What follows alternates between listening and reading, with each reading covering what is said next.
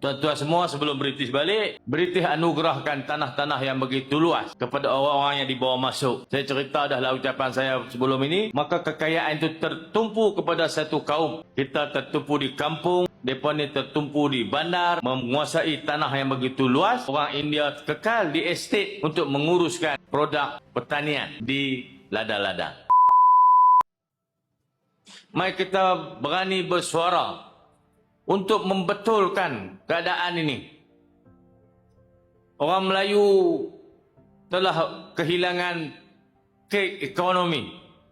Asal-asal kekayaan tanah ini, tanah Melayu ni, asal-asal dia hak orang Melayu lah. Asal-asal.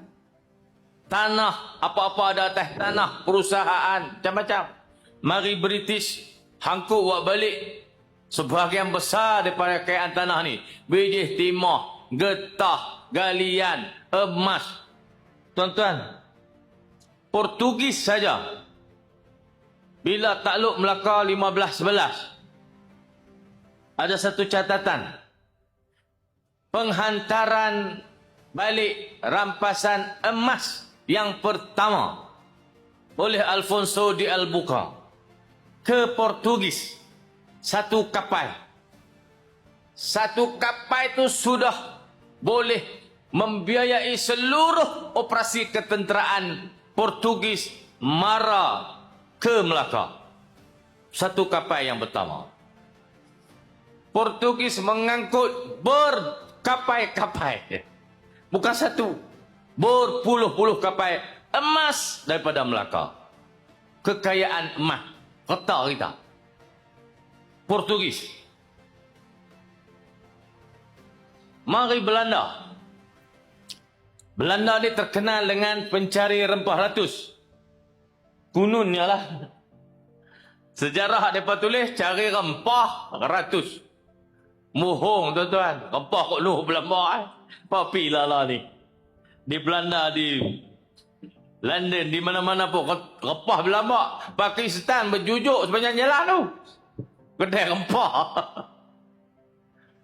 Kekayaan yang diangkut balik oleh Belanda pun adalah emas.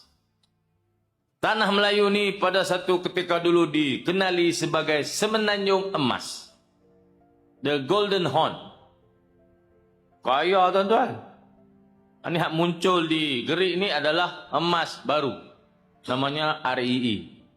Nak tengok siapa nak angkut balik.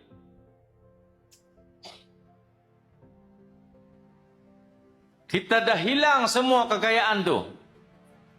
Tinggallah sodak-sodak untuk generasi akan datang. Generasi kita dan generasi akan datang. Mari British 1824 British bahagikan tanah Melayu dengan Riau. Johor, Riau dipecahkan. Belah Riau ke Indonesia dapat kat Belanda. Belah atas ni dapat kat British.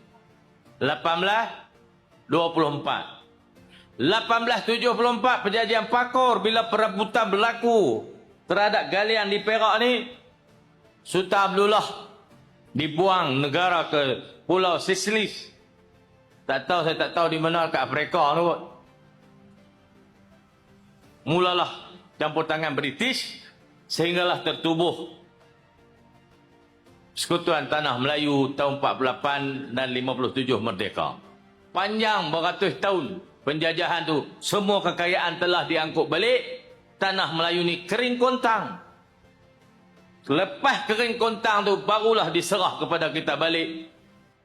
Tahun 57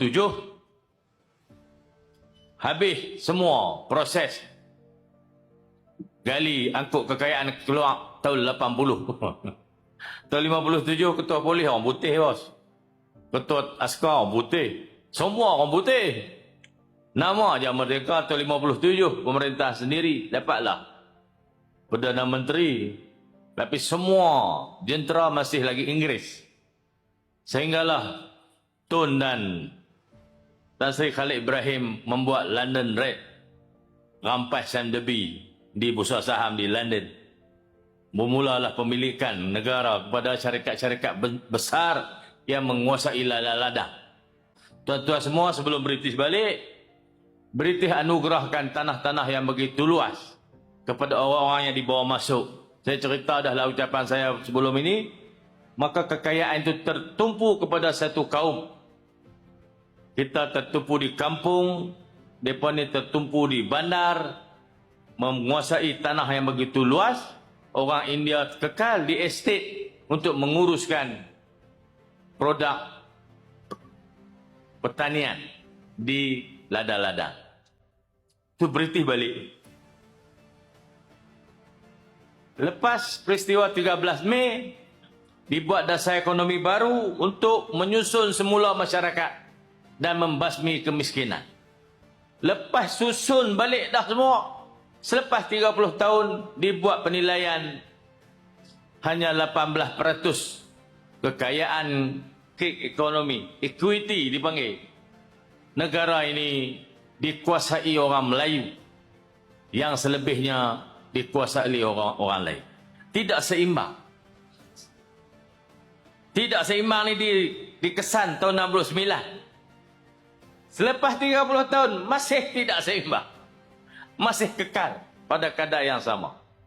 Tuan-tuan semua, itulah saya seru kepada rakan-rakan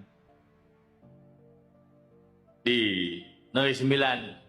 Selepas kita semua hilang ke ekonomi, jangan hilang kuasa politik. Kuasa politik inilah nak tahan dasar dan polisi kerajaan supaya tidak mengheret, menekan, mendiskriminasi orang asal di tanah ini.